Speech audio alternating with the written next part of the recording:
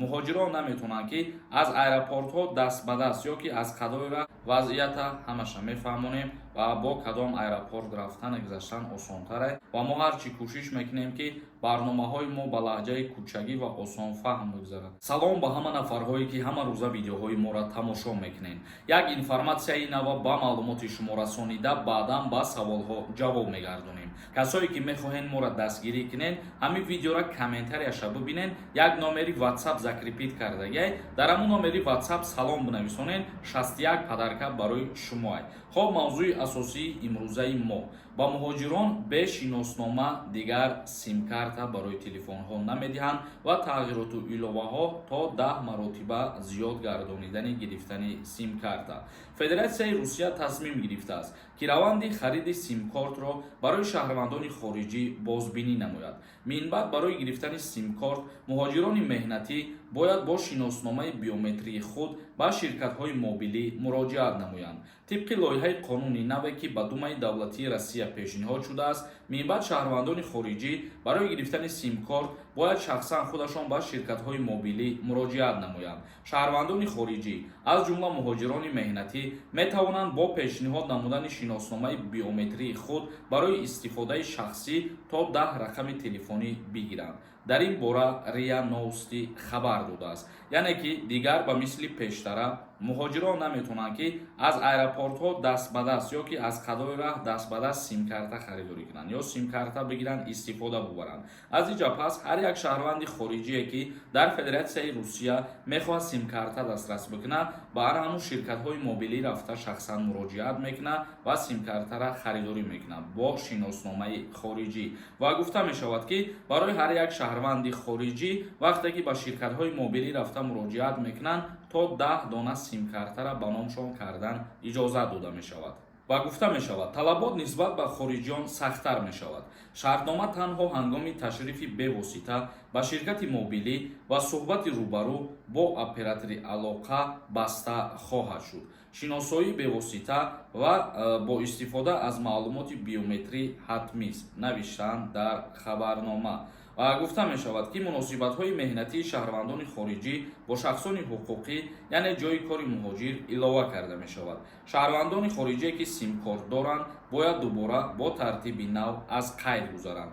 ҳозир ҳар як муҳоҷире ки дар Федератсияи Русия кору фаъолият мекунад ва аллакай сим-карта гирифтагиай, вақтҳои пеш мисол гирифтагиаю истифодааш кардаистай ва айсари нав шумо ҳозир ҳамура рафта бояд ки аз нав ба қайд бигиред, яъне як бори дигар дар номи худтон рафта паспорта нишон битиҳед ҳамун ширкати мобилӣ ва айсари нав ба номи шумо ба қайд бигиранд. Дар ҳолати ба қайд нагирифтан аз сари нав сим-картаҳо хомӯш карда мешаванд тӯли ҳамун муддате ки муҳлат додагӣ ҳастанд баъди ба охир расидани ана ҳамин муҳлат. Хоб тамошобинони азизу гиромӣ қадр, акнун саволҳои шуморо хонда ба саволҳо ҷавоб мегардонем. Дар ҳамин ҷа як нафара барои шумо тавсия метиҳам барои сафар кардан бо нархи арзон ба границаи Қазоқистон.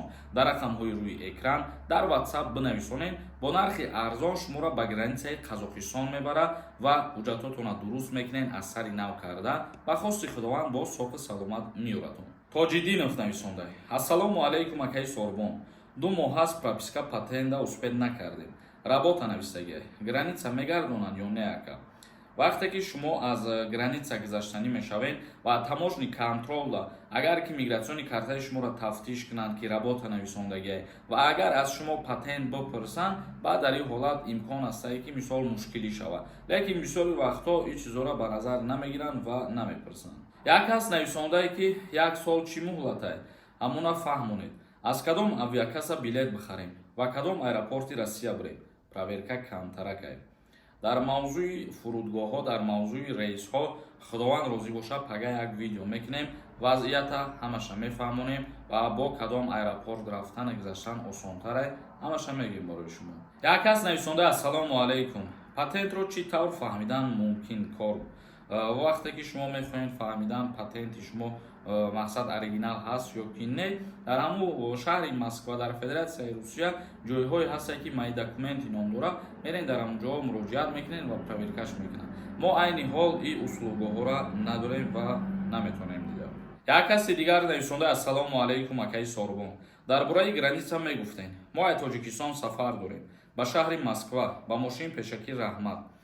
бародарои азизу гиромӣ қадр хеле ки ҳар рӯз худтон наворҳоро дидестен дар границаҳо дар аэропортҳо вазъият чӣ хеле мисол ҳаму тафтиш кардани ҳуҷҷатҳову бозпурсӣ кардан камтар зиёдтарак шидагия ба ҳамин хотир ба ҳар ҳол боэҳтиёт бошед ва ҳар куҷое ки сафар мекунед қонуну қоидави қатъӣ бидроед. як кас нависонда ассалому алайкум акаи Сормон праваи фалшивӣ гирифтагӣ бошӣ дар назди қонуни Россия ҳамин чӣ хел ҷавобгарӣ дорад. طبق قانونگذاری فدراسیای روسیه праваи фальшивӣ и аллакай уголовный мешавад. мисол вақте ки шумо права дастрас мекунед ҳуҷҷат мегиред дар ҳамунҷа печат ҳастад ҳамун печат ки фальшивӣ шид и аллакай ҷавобгарӣ ҷиноӣ дорад. як кас нависонда ҳамун гапа оддӣ карда фаҳмон илтимос бисёри гапот на адабия на қишлоқӣ я намудай бифаҳмон ки ҳама гӯш шуд мекунанд. ман фикр мекунам ки дигар аз ида осон фаҳмондан номумкин аст ва мо ҳарчӣ кӯшиш мекунем ки барномаҳои мо ба лаҳҷаи кӯчагӣ ва осонфаҳм бигзарад. аз ида зиёд ман фикр мекунам ягон кас осон намефаҳмонад. як кас нависондаи салом Сормон ман аз ғарибӣ тамошо дорам дар Москва. зиндаву сарбаланд бошем. касое ки моро тамошо мекунанд тақрибан 90% дар ғарибӣ қарор доранд ва худованд кунад ки мардуми муҳоҷира нигаҳбон боша. дар ҳар куҷое ки қарор доред худо нигаҳбонтон боша бародари азиз. ва ҳамин видеои имрӯзаро ҷамъбаст мекунем то наворҳои дигар худованд ҳамаи мо шуморо нигаҳбон бошад.